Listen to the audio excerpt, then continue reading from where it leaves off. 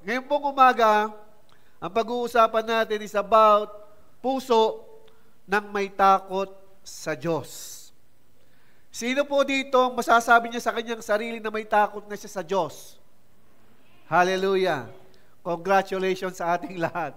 O ngayon, umami na tayo. Sino ditong takot sa kanyang asawa? Taas ang kamay. Takot sa asawa? Meron ba? Taas tayo ng kamay. Diba? Lahat tayo, merong angking kinatatakutan. At yun po pag-uusapan natin ngayong umaga, yung takot na dapat po nating naibigay sa ating Diyos.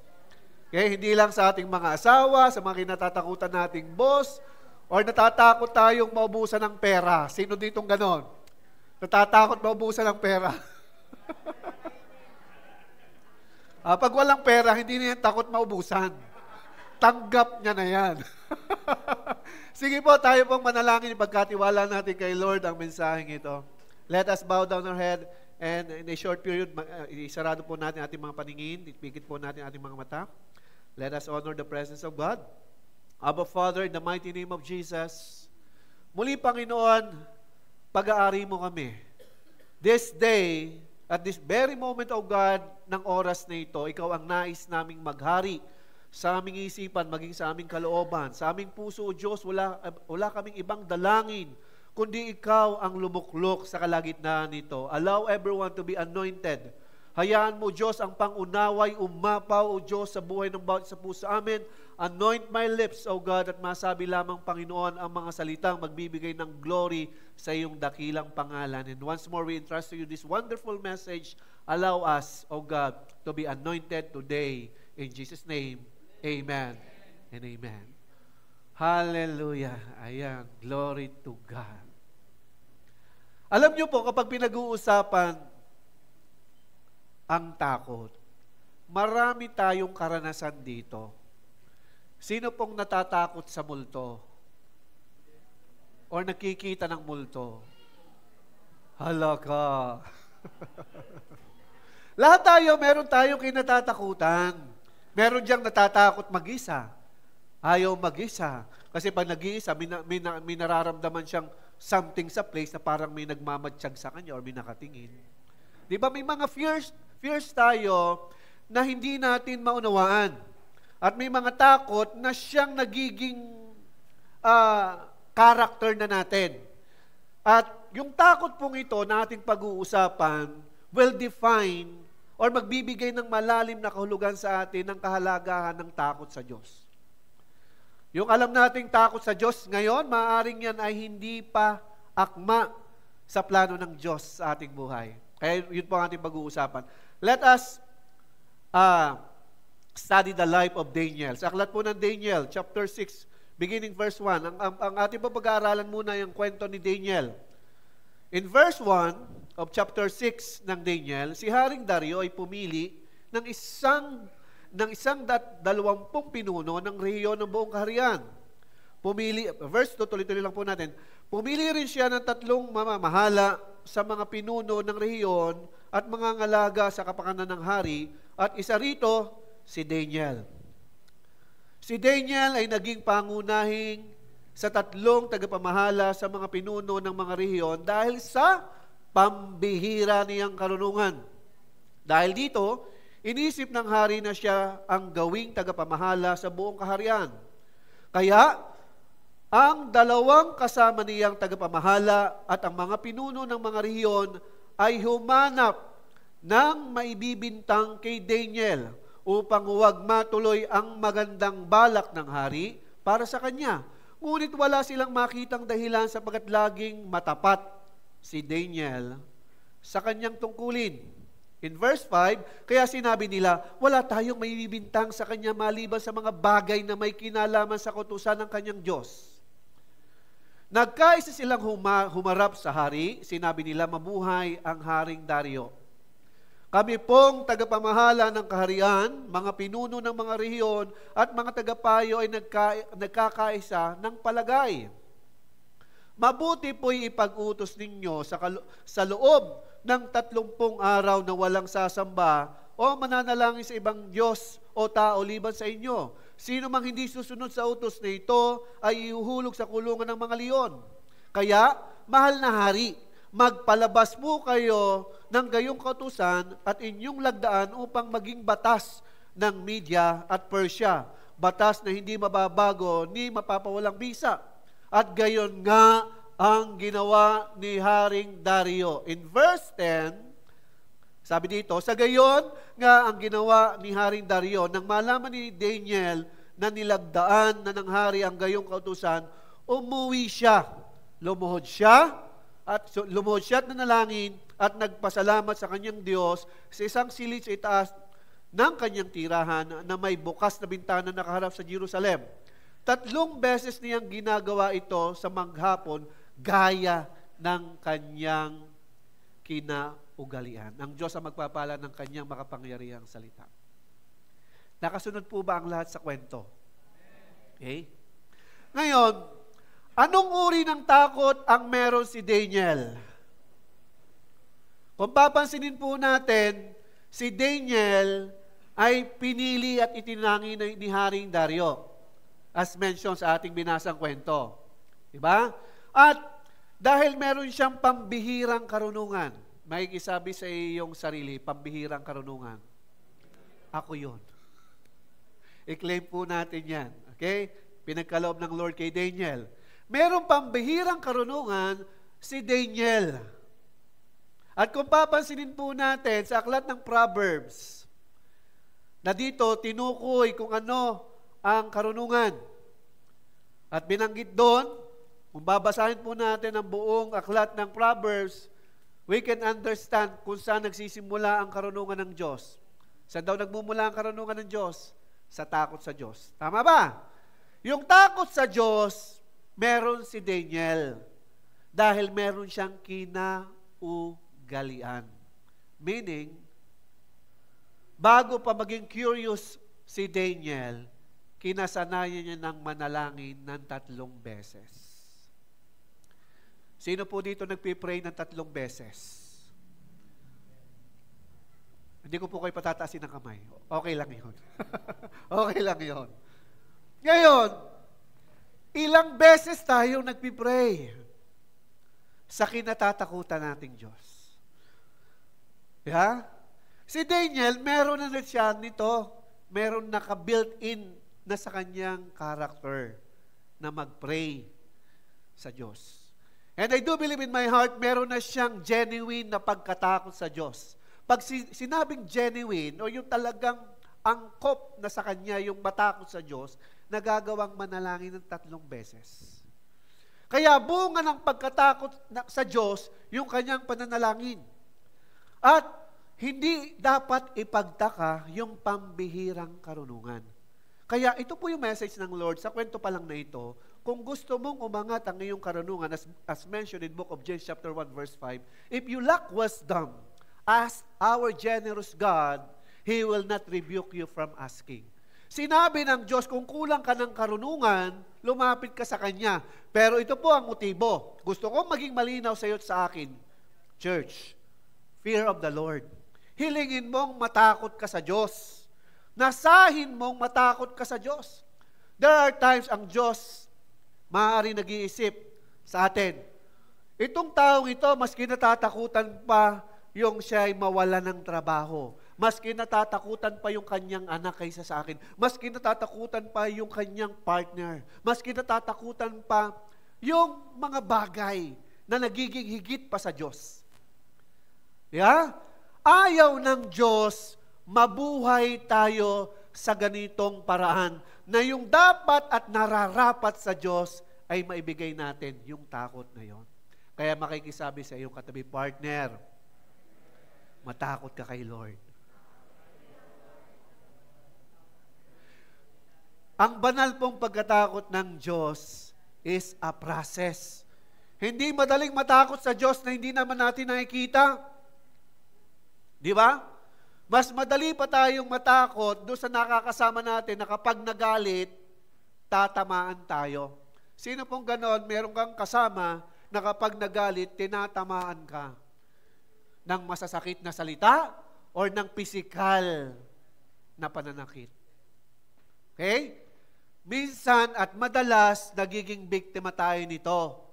Pero sana, makita po natin yung nararapat na takot, maibigay natin sa Diyos. Why? Kapag may nararapat tayong takot sa Diyos, magbubunga ito ng pambihirang karunungan. Which is ito yung number 1 nating point. Number 1 point po natin, may pambihirang karunungan si Daniel dahil sa paggalang at pagsunod sa salita ng Diyos. Ang salita po ng Diyos ay hindi madaling ma-develop agad ang takot. Umamin na tayo. Di ba? Mas kinatatakutan pa natin ng maraming bagay kaysa sa salita ng Diyos. Kaya, pansinin po natin, kung si Daniel, nabuhay siya sa ganitong kapamaraanan, bakit niya nagagawang sumunod at igalang ang salita ng Diyos? Church, sa tingin nyo, bakit kaya nagagawa ni Daniel? Na nagbunga nito ng pambihirang karunungan.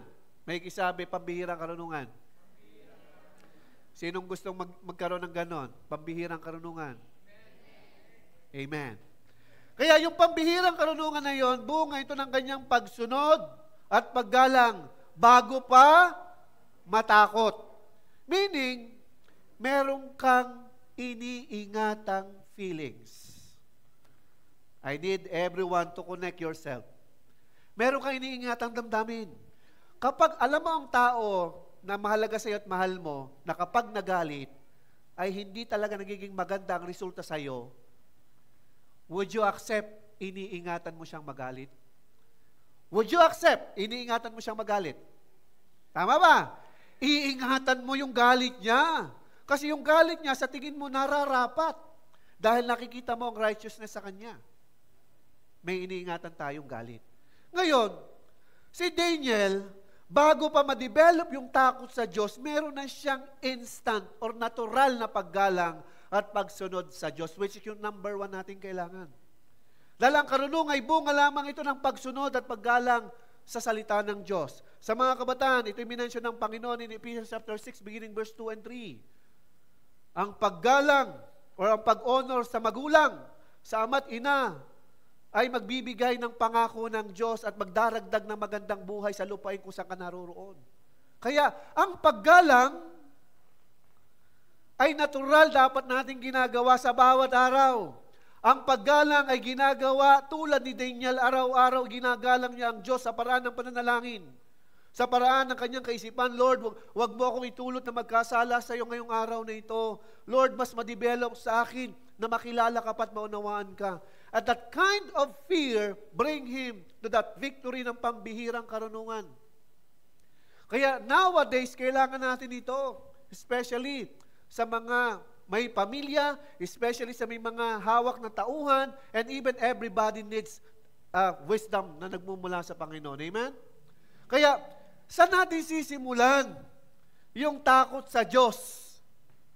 Pwede ba nating simulan sa galit ng Diyos? Pwede.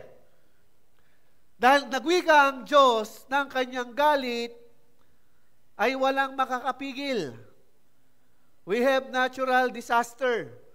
May mga bagyo na hindi mapipigilan, may mga lindol na hindi mapipigilan. How come ang part ng Cebu, nung duman ang inalaw ng Diyos na disaster na ito, walang naisalbang anything sa mga bahay at naitaguyod sa buhay. Kaya, let us observe sa mga nakakilala sa Panginoon, merong ikinagagalit ang Diyos. May nagtitrigger ng galit ng Diyos. Ano yun? Saliksikin mo sa salita. Sa 10 utos ng Diyos, makikita mo na agad. Di ba? Huwag kang magkakaroon ng ibang Diyos na nilikha lamang ng gawa ng kamay ng tao na inukit sa kahoy or nilikha sa bato. Any form na nakikita natin sa himpapawid, sa lupa at maging sa ilalim ng dagat na sinasamba natin is a form of idolatry. Kaya may nagtitrigger ng galit ng Diyos. Kaya makikita natin, nasa ng karunungan? Magsisimula kailangan sa kinagagalit ng ating Diyos. Kaya nga kung kayo po ay masyadong gumagalang sa ating mga magulang, itangi natin yung paggalang natin sa Panginoon. Amen? Kaya. Kaya yung pambihirang karunungan, nagsisimula muna yung merong tayong galit na iniingatan. Tulad ni Daniel, alam niya at kilala niya ang Diyos. Kaya sa Kawikaan chapter 1 verse 7, sabi po dito ng Panginoon, ang paggalang at pagsunod kay Yahweh ay pasimula ng karunungan, ngunit walang halaga sa mga mangmang ang aral at saway. Sino po ditong nakaranas kang ikaw ang sinaway? Umamin na tayo, tayong lahat nakakaranas ng saway. Paano ka nag-respond? Paano ka nag-interact towards that correction? Ikaw ba'y kumilos ng parang defensive? Dumipensa ka? In a sense, inatake mo yung nag-correct sa'yo. Hello! Hi! Di ba? Meron tayong ganong klase. Paano mo masasabing may takot ka nun? Yung galit na somehow, in a form of correction, na maayos, in a kind way sinabi sa'yo, pero defensive ka. Ngayon, pagiging defensive mo, umaatake ka. Di ba? Ngayon, ang Diyos nakamasid sa bawat interaction natin. Kaya ang takot ng Diyos, meron tayong dapat ingatan sa Kanya. Merong itinalaga ang Diyos na mag-o-oversee sa atin para makita niya ang takot na nararapat. Sino po dito sa mga anak na inirerespeto ang galit ng magulang? Taas ang kamay, mga anak. O taas ang kamay. Di ba? Do we really respect our parents? Do we really respect the one who is in authority in the government? Do we really respect the one who is above us? Kasi kita ng Diyos kung meron kang paggalang bago pa yung takot. Pero kung papansinin po natin, at the same time, dapat meron nun. May takot at may paggalang. Tama ba? Nakukuha ba natin lahat? At the same time, dapat nag-ooperate yung iyong takot at yung paggalang mo. Bakit ka natatakot? Ayaw mong masaktan ang ginagalang mo. Yeah? Kaya, please, let us learn from the life of Daniel na pinili niyang sumunod, pinili niyang gawin ang kalooban ng Diyos, resulta na lamang yung pambihirang karunungan. Bungan lang ito. Kaya nagsimula yan sa iningatang galit ng Diyos, paggalang ng Diyos. Kaya mapapansin po natin, madaling malaman ang isang mangmang at ang isang may angking karunungan. Kapag kinurek ang isang may karunungan, nakikinig. Both ears nakalin doon sa sinasabi or pinakikinggan. Baka nga, tama yung sinabi sa akin. Baka nga, tunay. Tunay nga siguro. Ibabalansi mo, ipaprocess mo. Ngayon, kung meron kang gantong behavior, offensive ka, nagdidepensa ka, aatakihin mo yung tao. What if magulang mo? Pinagsalitaan mo ng negative about her or him. Hello? Sa tingin mo, ang Diyos na nakamasid sa lahat ng dako, hindi kaya magagalit ang Diyos? Di ba? Ang Diyos naglagay ng magulang. Kung wala ang magulang, nasaan tayo? Regardless kung sila'y hindi ideal parent, pero naglagay ang Diyos ng magulang para ang takot niya makita niya doon sa relasyon ng magulang at ng anak. Kaya mapapansin natin na ang Panginoon naghihintay ng magandang interaction sa atin. Kaya makikisabi sa iyong katabi, igalang mo ang magulang mo. Mahalin mo ang magulang mo. Regardless po ng meron na karakter ang ating mga magulang, mahalin natin sila. Amen? Kaya ang Diyos nagsabi, nagiging mangmang tayo kapag defensive tayo, nagiging mangmang tayo kapag offensive tayo. In a sense, kita mo yung nawawala yung paggalang, Nawawala yung nararapat na takot. Alam niyo po ba, isa sa mga puso ng magulang na hindi basta mawawala? Kahit minamaliit yan, kahit binabaliwala yan ng anak, kahit to the point pinagtataasan ng boses, kahit to the point pagsaraduhan ng pintong pabagsak, kahit pagdabugan yan, the parent will remain calm. Pipiliin yan. Kung hindi man yan mapili, na-trigger na yung galit ng magulang dahil naramdaman niya na siya'y hindi na napapahalagahan. Kaya ang Diyos nakamasid. Nasaan ang pambihirang karunungan na inaalaw ko tanggapin ng sino man? Pero only if at the same time may takot tayo at paggalang sa Diyos na ang ating mga magulang ay nandyan. Ang mga authority above us, nandyan, ginagalang natin. Amen? Kaya kung katabi mo ang iyong magulang ngayon, pwede mo pakisabi sa kanya, Ma, kung babae yan, lalaki yan, Ma, Pa, I love you. Kailan ka huli nagsabi ng may lambing na I love you? Nung panahong may kailangan ka na ganitong amount, Ma, I love you. Kailangan ko ng ganito. Diba? Iparamdam naman natin na mahal natin sila. Minsan po, ito yung lesson sa ating lahat. Huwag po nating iparamdam sa ating mga magulang na sila'y tau-tauhan lamang. Please. Na kapag kaya nyo na, at meron na kayong kapasidad para itaguhin ang mga pangarap nyo sa buhay, even if merong pangaral na makakabuti sa iyo na nababaliwala. Especially kapag biblical ito. Huwag po nating gawing tau-tauhan ng ating mga magulang. Masakit yun. Matakot tayo sa Diyos. Amen? Kaya nangyari, ayaw ng Diyos maging mangmang. Kapag hindi tayo tumanggap ng saway, mangmang tayo. Kaya nga iisipin mo lagi, baka nga, totoo nga, baka siguro, isipin mo. O baka may nasabi kang lumampas. Di ba? Minsan, out of our anger, may galit, may mga salitang lumalabas na hindi natin napaprocess, hindi natin napipili, di ba? Kaya magugulat ka, nasabi ko yun. Ay, nagalit ka eh. Di ba? Minsan, lumabas na sa iyong labi, lumabas na, narinig na, nakasakit na, minsan hindi ka pa aware na nakasakit ka na.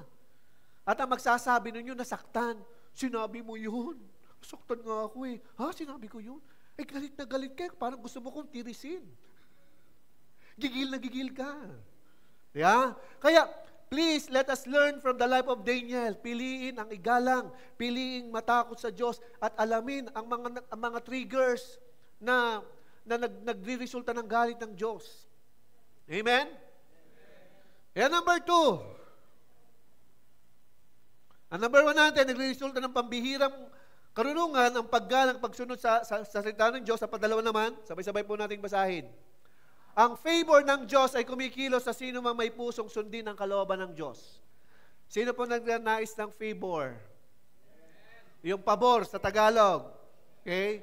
Ibig sabihin, ang pabor po'y kumikilos, yung tipong bagong pasok ka sa kumpanya, merong 20 years na sa kumpanya, binigyan ka ng kakaibang treatment. Kumari, wala ka pang 2 buwan, binigyan ka ng 13 month. Abay, favor yun. Wala ka pang 2 buwan, may 13 month ka na, na-advance pa nga. Di ba? Ganon kumilos ang favor. Tinataas ng Diyos, inaangat ng Diyos. Kaya, ang mga may takot sa Diyos, ang mga karunungan ng Diyos na kumikilos sa may takot sa Diyos, meron lagi nito. Sino yon? May kisabi ako yon. Highly favored. Sinong gustong highly favored? Pastor, yung ba sinasabi mo yung may favoritism? Naku, may ganun sa amin. May favoritism. Yung aking si kuya o si ate, favorite si ganun eh. Hindi po ganun yon, okay? Kapag po favor, meron talagang inaangat ang Diyos. Sa tingin po ng mga hindi naunawaan ang salitang favor sa perspective ng salita ng Diyos, yan ay favoritism. Okay, sa language ng mundo, lilinawin ko sa language ng mundo, favoritism yon. Ngayon, dahil ang language ng mundo, lagi itong may mali sa puso ng Diyos. Nagkakaroon tayo ng mindset ng favoritism dahil merong nagsisimula sa letter I. Makikilakas. Lakasin pa. Tingnan mo ang katabi mo. Lakasan mo pa. Mainggit. Di ba? Mainggit daw. Kaya, kadalasan, yung mga nag-iisip na may favoritism, meron palang inggit. Mapapansin natin dito sa kwento ni Daniel. Angat na yung angat. Yung ibang namumuno. Dahil nakita ni Haring Dario, si Daniel ng pambihirang karunungan at binibigyan nga ng plano na siyang iluluklok sa kaharian para mamamahala. Ay yung iba, nainggit. At mapapansin natin sa kwento, pinagbalakan na siraan si Daniel. Sino pang presently nakakaranas na ikaw ay sinisiraan? Presently sinisiraan ka.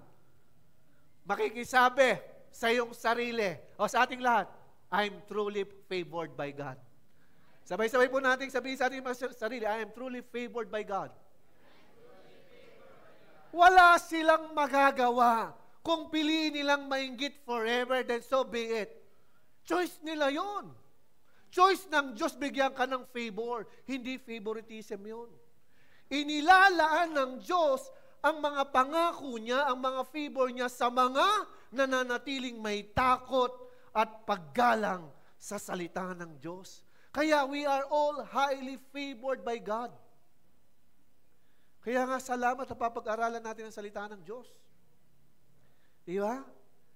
Lagi na lang may favor tayo nararanasan. Tayong lahat, may kanya-kanya po tayong story about favor. Gawin po natin na yung mga favor na tinatanggap natin sa Panginoon ay magbigay ng karangalan sa ating Panginoon. Amen? Kaya? Di ba? Magpasalamat tayo sa Panginoon. Pasinin po natin sa kwentong ito in verse 3. Same book of chapter 6 of Daniel. Sabi dito, si Daniel ay naging pangunahin sa 3 tagapamahala at sa mga pinuno ng mga rehiyon dahil sa pambihira niyang karunungan. Dahil dito, iniisip ng hari na siya gawing tagapamahala sa buong kaharian.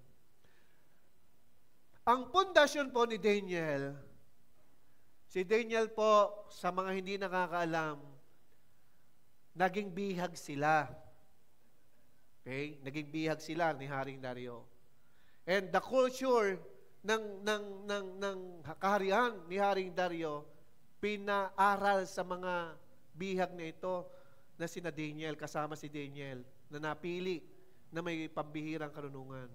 Kaya, from the time na si Daniel may puso ng igalang ang salita ng Diyos, highly favored na siya. Hindi pa niya alam. Sinong gustong ganon? Hindi mo alam na highly favored ka. Eh ngayon, alam mo na. Kasi humble lang tayo. May sabi sa iyong katabi, humble lang tayo. Oh, humble lang tayo. Lagi lang tayo magpakumbaba. Amen? Kaya, ayaw mo man ng offer sa iyong opportunity, inilaan yan sa iyo ng Diyos. Tanggapin mo. Bakit? Highly favored eh. Honestly po, sa biyaya ng Panginoon, nag-speak po yung aking anak sa Lakandula. Nagkaroon po last month ng mental health month awareness. For the glory of God, yung aking pong panganay, talagang ang kanyang patotoo, napagod na siya ng kaakyat sa stage dahil sa medal. At yun ang naging bunga sa kanyang buhay. At ako naman, for the glory of God, masaya. Pero yung naging bunga sa kanyang nakakapagod din palang maraming medal. At sa mga walang medal, huwag kayong mag-alala, may parating. Amen. Panghawakan natin kay Lord. Yun po, na-share ko lang sa inyo na even if we receive the favor of God, pero we have a heart na laging grateful, masaya sa mga tinatanggap natin, the more to come. Diba? Mas maraming parating. Kaya, yun ang pangarap nating lahat, maging maayos ang buhay. Amen? Kaya tulad ni Daniel, meron nang itinakda ang Diyos na mga position sa buhay. Kaya sa ating lahat, I do believe in my heart, may magaganda tayong future with the presence of our God. Amen? Sinong in love kay Lord? Sinong pipiliing magalit ang Lord sa kanyang buhay? Amen. May kisabi, Lord, hindi kita gagalitin.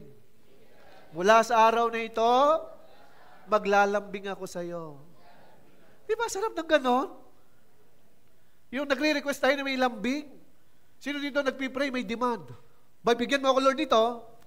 Pag hindi mo binigyan, magwawala ako sa buhay. Sisirain ko ang buhay ko, sasaktan ko sarili ko. Minsan, we have an idea na hindi naman nararapat, di ba? Nagdidiman tayo ng something na hindi naman panahon. Pero hayaan natin yung timing ng Lord. Amen? Kaya in Book of Deuteronomy chapter 28 verse 13, ito po yung justification. Gagawin kayo ng Diyos ninyong si Yahweh na pinuno ng mga bansa at hindi tagasunod. Ito yung, sa wikang Ingles, you will be the head, not the tail. Ito na po yung sinabi ng Diyos, you will be the head, not the tail. Ibig sabihin, hindi ka na lamang tagasunod, kundi tagapanguna. Uunlad kayo at hindi mabibigo kung susundin ninyong mabuti ang kanyang mga utos at ibinibigay ko na sa inyo ngayon. Meaning, yung pangako na sa'yo at sa akin na. Maging malinaw po sa ating lahat, church, ang pangako ng Diyos is written from cover to cover sa Biblia. Kaya kung marami kang nababasa ang salita ng Diyos, mas marami kang pangakong pangahawakan. The lesser you read the Bible, the few words and promises na pwede mong panghawakan. Kaya the more pangakong alam, the more na pwedeng panghawakan. Kaya ang favor ng Diyos, maraming may papatotoo. Kaya pili natin abad sa salita ng Diyos. Amen. Nakuha na po. Handa na tayong matakot kay Lord. Okay, hindi ko sinasabing sa mga natatakot kung kanino man. Iangat nyo naman natin yung takot sa Panginoon. Amen na. Pakita natin kay Lord na si Lord ang higit. Number 3. Mamadali si Pastor no? Kasi lagi ako na-OT Andyan pa ba kayo? Kaya pang i-absorb. Ang puso na may takot sa Diyos ay naghahatid ng tiyak na kaligtasan sa panahon ng pagsubok. Ang mga taong may takot sa Diyos, ganito po yon. Ayaw niyang mawala sa buhay niyang Diyos. Sino dito nakaranas ng matinding ng broken situation? Na halos yung kanyang mundo'y gumuho. Na-shake ang kanyang buong pagkatao. Nawala ang kanyang identity hinahanap sa langit. Di ba? Kasi may nawala sa'yo. At ang nawawala sa'yo, yung pusong ibinuhos mong may pagmamahal. Tama ba? Kaya malaking porsyento po ng takot natin ay sa ibinuhos nating pagmamahal. Kaya nga dumadating tayo sa point na wawalan tayo ng identity kapag yung taong yon na pinagbuhusan natin ng ating buhay, pag-ibig, ng lahat meron sa atin, ay nawala. Ang mahirap nito, iniwan ka. Diba? Yun ang masakit. Kaya makikisabi sa iyong katabi, dama kita. Dama kita. Dahil sabihan mo naman, nakamubo na ako. Ano daw po yung tiyak na kaligtasan ng may takot sa Diyos? Kaya nga sinasabi ko, gusto kong maging malinaw po sa ating lahat. Nagbuhos tayo ng pagmamahal, pero huwag mong ihigitan yung dararapat sa Panginoon. Ang ikatakot natin kapag tayo ang iniwan ng Diyos. Okay lang tayong iniwan ang binuhusan natin ng pagmamahal, ng buhay, at ng lahat ng meron sa atin. Ito po, paalala ko na-remind lang ako. Sa mga may in-relationship. Kaya, paalala ito, ay words of wisdom. Sinong may mga in-relationship ngayon? Meron. Meron. Kaya ganito hindi pa sigurado na kayo.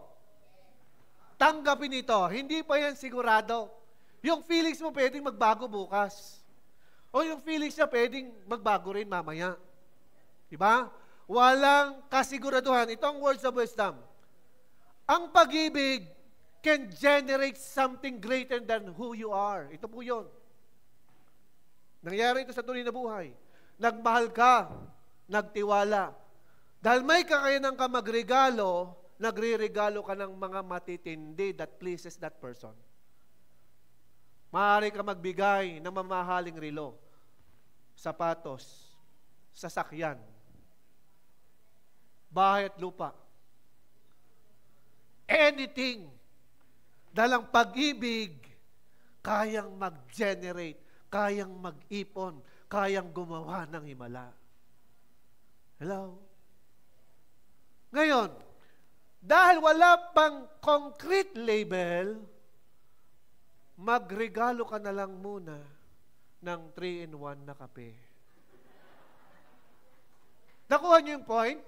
Huwag kang magbibigay ng sobra. Pag iniwang ka niyan, guho ang buhay mo. Bakit? Binuhos mo lahat eh. Hindi pa naman kayo. Ginagawa yan kapag meron ng blessing ng langit. Ibig sabihin, kasal na. Kung tunay kang mahal, pakakasalan ka. Ha? Diba? Ngayon, ina-advise ko ito sa mga kabataan. Magbigay lamang kung talaga nag-uumapaw ang pag-ibig, yung mga minimal lang. Kapag yung nagdidemand, lagi mo na lang akong binibilihan ng ganyan, lagi lang tayong kain ng kain sa Jollibee. Eh, gusto ko naman yung brum-brum. O regaluhan mo ng laruan. Yung uso mo na lang ang mag-brum-brum.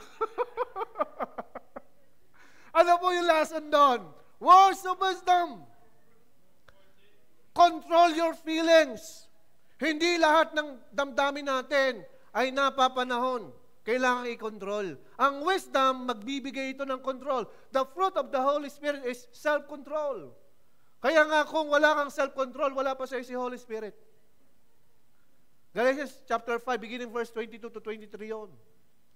Kaya mahalaga ang self-control. Kaya sa mga apaw ang pag-ibig, at ikaw naman nakaunawa na ikaw tatanggap, huwag mo muna akong regaluhan niyan, hindi pa panahon, ibalik mo.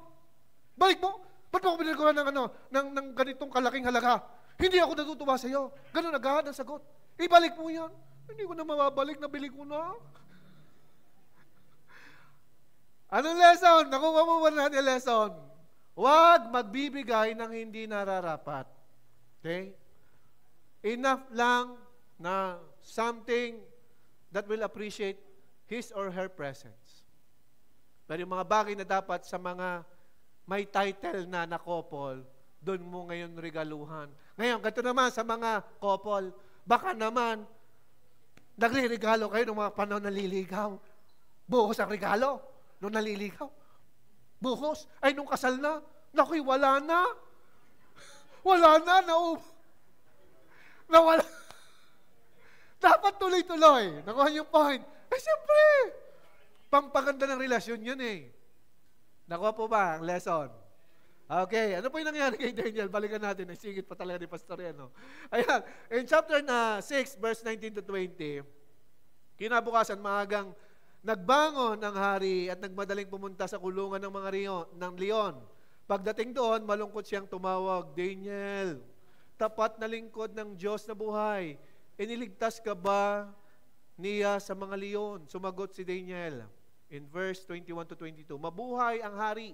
Wala pong nangyari sa akin sapagkat ang bibig ng leon ay pinatikom ng mga anghel na isinugo ng aking Diyos. Ginawa po niya ito sapagkat alam niyang wala akong kasalanan na nagawang masama laban sa inyo. Learn the lesson from this story. Okay? Ito po yung lesson. Yung hari, alam niya sa sarili niyang matuwid si Daniel. As mentioned sa ating binasang story, matuwid ang pamumuhay ni Daniel. Ngayon, na-capture yung hari ng advisor niya na, Haring Dario, magkaroon po kayo ng gantong batas. Lagdaan nyo ng inyong ring. Kasi pag meron po yung pag-stamp ng ring, pag na-stamp na yung ring ng hari doon, batas na yon sa nasasakupan. Hindi niya inaral yung kanyang tinanggap na suggestion. Kaya makikisabi sa mga mahilig mag-suggest. At sa mga mahilig tumanggap ng suggestion, may lesson dito. Anong lesson kay Haring Dario? Kasi nakinig si Haring Dario sa palagay. Sabi ng mga tagapayo na itinalaga niya para mamuno sa reyon. Kung mapapansin natin yung story, di ba? Nagsama-sama daw sila, humarap sa Haring Dario at nagbigay ng kanilang palagay. Mahal na Haring Dario, palagay po namin, mas mainam na magbigay po kayo ng utos na sa loob ng 30 araw, walang ibang sasamba sa Diyos at sa inyo, kundi kayo lamang.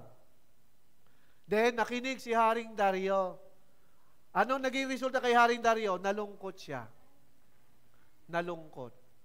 Kasi meron siyang authority, hindi niya nabantayan ng advice. Kaya sa mga nag-a-advise, please make your advice biblical. Baka yan hindi biblical, hindi tayo sasamahan ng Lord, mapapahamak kayo ng yung nag-advise, ay yung tumanggap ng advice. Amen? Kaya kung mag-a-advise tayo, words of wisdom, biblical. Huwag tayo mag-a-advise ng galing lang sa ating sariling karanasan. Kasi kung dumaan ka sa karanasang hindi maganda, maaaring i-advise mo, maghiganti ka! Huwag kang hindi babawi, bawian mo yan. Ganon ang nature ng tao, hahanap ng ganti. Sa Diyos, magpatawad. Di ba? Kaya, ang sabi ni Daniel, pinatikom ng Diyos ang mga leon, ang bibig ng leon, may pinadalang anghel. Meaning, kahit ano ang pagdaanan natin, at alam nating may takot tayo sa Diyos, hindi tayo pababayaan ng Lord sa pagsubok. Amen? Ang sarap ng ganon. Yung bibig ng leon na nag-aatungal para tayo sirain ang magandang buhay, pinatikom ng Diyos. Marami pong situation sa ating buhay. Mga moment na kung saan nagtatagumpay ang kaaway dahil hindi natin pinipiling makinig ng salita ng Diyos. Diba? Kaya kay Daniel, hindi nangyari ito. Dahil alam niya na siya'y matuwid. Kaya nga po yung puso ng hari dito, ni Haring Dario, apaw sa lungkot. Yung kapag ikaw ay, sino po dito kapag dumadaan ka ng pagsubok, may nakikiramay sa'yo? Kilala mo siya? Na-appreciate mo na ba siya? Tinreat mo na ba siya? Baka naman, nile-left out natin. Di ba? Kaya, gawin po natin something na merong impact sa Panginoon. Meaning, kung may mga advices tayong natatanggap, masala ito. Meaning, na kapag ang advice na ito ay biblical, then share it. Show it to the world na ang salita ng Diyos ay higit na makapangyarihan. Amen? Dahil kapag ang Diyos ang sumama sa atin, tiyak na tayo ligtas. Dahil binanggit dito na ginawa po niya ito sapagkat alam niya wala akong kasalanan ni nagawang masama laban sa inyo. Which is kung papansinin po natin yung kwento at yung naging batas na violate talaga ni Daniel. Di ba na-violate niya? Nagpatuloy siya mag-pray 3 times a day. Eh ang sabi, ang batas, walang mananalangin for 30 days. Na-violate niya. Di ba? Talaga na-violate niya. Pero ang motibo doon, wala naman siyang ginagawang masama against the will of the king and against sa mga inuutos ng hari with concern sa kaharian. Meaning, kung si Daniel ay nabuhay ng matuwid, ay merong itinatakda ang Diyos na matinding favor. Amen? Kaya sa atin, hindi natin napapansin, we are highly favored na ng Panginoon. The more tayong piliin natin na mahalin ng Panginoon, mahalin ng salita. Kaya nitong patikumin ang mga pagsubok or patiklupin ang mga pagsubok na siyang nagbabagsak sa atin. Okay? Kailangan ko lang po ito ma-remind sa ating lahat. Ang tukso, okay, lilinawin ko, isa sa mga nagpapabagsak sa ating lahat, tukso. Tukso ng pagkain, paboritong pagkain, tukso ng pera, tukso ng relasyon, maling relasyon, lahat ng tukso na alam mong hindi biblikal, okay, lahat ng yan, hanapan mo ng tamang word na panghahawakan mo kay Lord. Okay? Kailangan meron tayong pinanghahawakan na salita ng Diyos. Kasi yung salitang pinanghahawakan natin, will be the same word na gagamitin natin kay God. Lord, nangako ka, isasaayos mo ang buhay ko. Gagawin ko itong sinabi mo, pagsusumikapan kong gawin itong lahat, dahil alam ko, isasaayos mo ang lahat sa buhay ko. Amen? Sino pong willing na magpaayos pa kay Lord? O, taas ang kamay, lahat tayo. Di ba? Lahat tayo willing magpaayos kay Lord. Kaya ganito po ang mangyayari. Dahil willing tayo magpaayos kay Lord, mayroon tayong fear of God. The last point, number 4, si Daniel ay tumanggap ng pagtataas ng hari at yung mga kasama niya na may angking inggit ay napahamak. Makikisabi sa katabi, bawal mainggit sa Kristiyano. Come on. Kung inaangat ng Lord ang buhay ng iyong kapatid, makigala ka. At hintayin mo ang timing ng Lord sa iyong buhay. Parating na yan. Ayaw ng Diyos ang mainggitin. Madali pong maamoy ang mainggitin. Madali silang magsimangot kapag may bago sa iyong buhay. Check mo ang katabi mo. Parang ikaw yon. Joke lang. Okay? Nasusundan mo ba? Ito ang nangyari in verse 24 of chapter 6 of Daniel. Ang mga nagbintang kay Daniel ay ipinahulog ng hari sa kulungan ng mga leon. Pati ang kanilang mga anak, nadamay pa yung anak. See?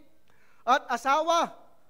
Hindi pa sila halos sumasayad sa kulungan, nila pa na sila ng mga leon. Watch and observe kung paano ang justice ng Panginoon. Ang mga taong naiinggit ay may kapahamakang parating. Kaya nga sa atin, bawal ang mainggit. We should rejoice to those na binibless na ng Lord. Hintayin mo ang sayo, parating na yan. Kaya kung meron ka nakikitang kapatid na inaangat ng Diyos, then rejoice. Huwag mo siyang sisimangutan. Huwag mo siyang pagdadamutan even if madamot ka na. Ano mo lesson doon? Mag-share tayo. Amen? Hati tayo ha. Di ba? Ganun yun. Kapag ang Diyos po ang nagtaas, ito po ang nakaka-excite. Sa biyaya po ng Panginoon, sa bawat isang narito, this is my closing message about sa atin. Ang takot sa Diyos is a process na ikaw lamang ang pwedeng magbigay ng magandang resulta. Ang Diyos naghihintay lamang sa iyo at sa akin. Meaning, meron tayong kailangang gawin para matakot sa Diyos. Sa 10 Commandments, God mentioned ang itinanging niyang araw. Yes? God mentioned it. The day of rest will be the day when you will worship me. Sa isang lugar na kung saan binuksan ng Lord. Tama ba? Doon pa lang, ipakita natin kay Lord, takot tayong mawala sa kanyang service. Takot tayo na hindi marinig ang mensahe ng Lord. Takot tayo na hindi maipaglaban ang salita ng Diyos sa tambak ng labahin, sa tambak ng mga kabisihan, sa tambak ng kung anong bagay na wala namang impact sa langit. Alam niyo po ba nagagawa ng rest day sa atin? Anong sabi ng Lord? Ang rest day, ang pinaka-blessed day of every day na nilikha ng Diyos. Lunes hanggang Sabado, yan ay blessed. Pero pagdating ng Sunday, you are with the blesser. Kasama mo ang Diyos. Itinangi ng Diyos ang araw ng linggo na namamahinga tayo, nagpupuri tayo kay Lord, at binabago ng Lord ang character natin in every Sunday service. Alam niyo po ba kung hindi kami nagpatuloy sa pagsamba every Sunday, I will never be a pastor. Amen? Hindi ako lalabas sa aking lungga. Ako pa'y mahihiyain. Ngayon, wala na akong hiya. Sa mga viewers natin sa live stream, welcome. Di ba? Kaya ganun po ang kilos ng Panginoon. May I invite everyone tayo tumayo. Ang takot sa Diyos, pinipili. Ang takot sa Diyos, ginugusto. Ang takot sa Diyos, wini-welcome sa buhay.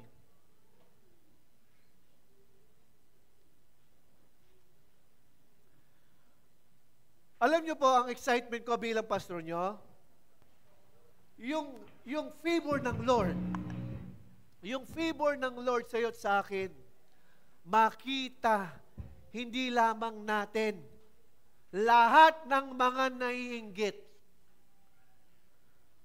Lahat ng mga naiinggit. Bakit? Hindi natin pwedeng alisin ang mga tao naiinggit. Kasi kung hook sila sa sistema ng mundo, ang sistema ng mundo may favoritism. Bakit may favoritism? Kasi angat ang inggit. Ngayon, sa ating mga Kristiyano, tayong mga believer, ang word ng Lord sa atin, you are favored. You are highly favored of God. Yun ang word ng Lord sa atin. Kaya hindi natin mapipigilan ang isipan ng iba. Hindi natin mapipigilan ang damdamin ng iba. So be it kung mainggit sila. Okay? Hindi natin kontrolado ang iniisip nila. At ang pwede nilang maramdaman. Pero ang may control tayo, yung pagpiling matakot sa galit ng Diyos. Alam niyo po ba, for a long time, God is teaching us to develop that kind of fear. Yung galit ng Diyos. I finally realized yung galit po ng Diyos is the master key that will develop yung paggalang. Pipiliin mong igalang kasi natatakot kang magalit. Yung dapat katakutan. Yeah, this message is for everyone, especially sa mga naiinggit. We will aim this ngayong umaga na kung meron manginggit sa ating puso ngayong araw na ito, alam mong ikaw ay highly favored, dapat hindi ka na magkaroon ng ganitong klase ng puso na maiinggit. Why? Highly favored ka na ba't ka pa maiinggit? Let us come in one accord with one understanding. When God chooses you, pinili ka ng Panginoon, ikaw at ako'y pinili ng Diyos, then you are highly favored. That position, hindi yung kayang nakawin ng kaway. It is designed by God. It is being positioned by God. Sa'yo at sa akin. Kaya ang inggit, dapat wala tayo dito. Kaya kung meron man tayong inggit, please, let go of it. Bitawan mo yan. It will affect the favor of God.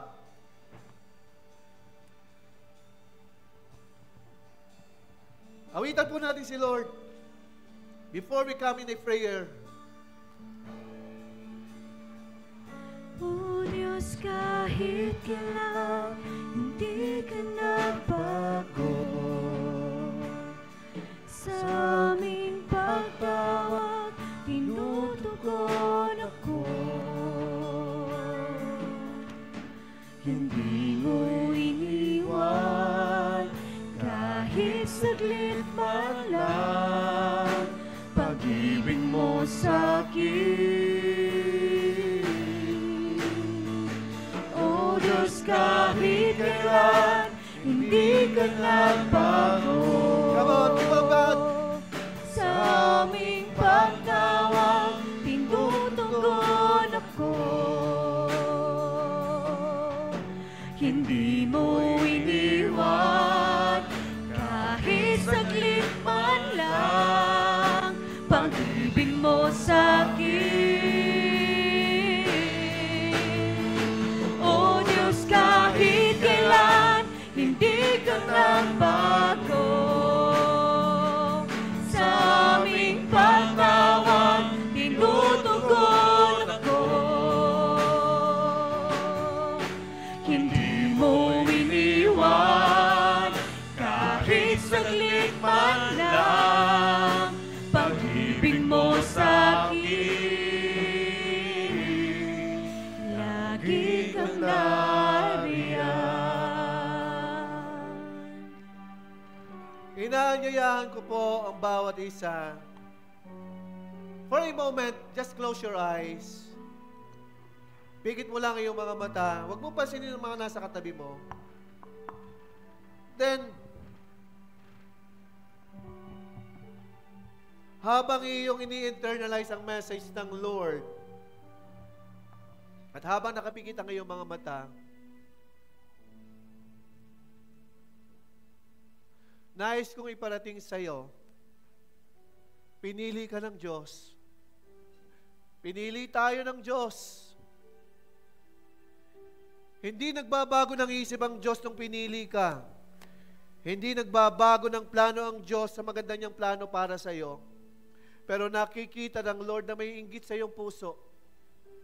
Nakikita ng Diyos, meron kang ginagawa na araw-araw nagbibigay ng kalungkutan sa ating Diyos. Nararamdaman ng ating Diyos na hindi ganap ang iyong pagkatakot sa Kanya. And today, God has made this day for you and for me, sa ating lahat, na ang inggit na ito ay lubusang mawala. At ang nais ng Lord, makita mo, you are highly favored. Pinili ka na ng Lord.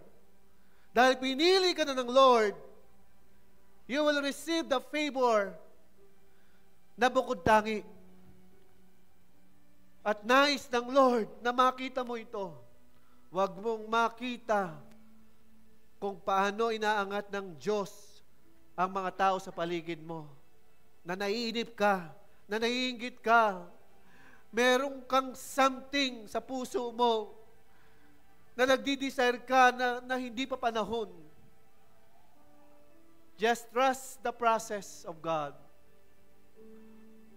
Pwede ba sabihin ng iyong labi, Panginoong Hesus, with all our heart, Panginoong Hesus, patawad po kung ako'y nainggit sa aking kapwa. Patawad po kung ako'y nagkulang ng takot sa iyo. At sa oras pong ito, salamat po sa kaunawaan na ako'y highly favored mo. Tunay na biyaya mong ganap sa aking buhay. Pinasasalamatan kitang lubos. Lubos kitang tinatanggap magpakailan paman sa aking buhay bilang aking Diyos at tagapagligtas. And beginning today, kikilos ako sa isang katayuan na dama ko at alam ko sa sarili ko na ako'y favored mo. Ako na lang po mananalangin. Remain in the presence of God habang kayo nakapikit. Abba Father, in the mighty name of Jesus, amen sa lahat ng mga nakikinig sa live stream. Lord, it's about time na lahat ng uri ng inggit sa puso ng bawat isa na narito amen sa mga nakikinig sa live stream. Lahat ng uri ng inggit. Lahat ng yan, in the mighty name of Jesus, by the authority of God that was been given to those who serve Him. Lord, allow this morning ang lahat ng uri ng inggit na ito'y dinudurog ko sa pangalan ni Jesus sa buhay at puso ng bawat isa. Lahat ng uri ng inggit na ito, dinudurog ko sa pangalan ni Jesus. Allow everyone to stand firm to your words. Hayaan mo, Panginoong, mabuhay ang bawat isa. Taglay ang pagsunod sa iyong kalooban, paggalang sa iyong salita, at pagpiling matakot sa iyo. At ingatan ang iyong galit ng may paggalang.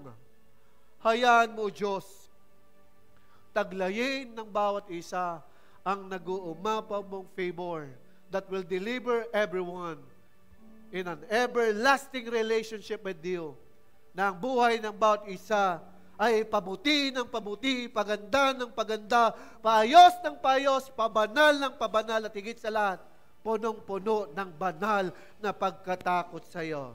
This I pray and declare, in Jesus' mighty name, ang lahat ng tumanggap ay magsabi ng Amen and Amen.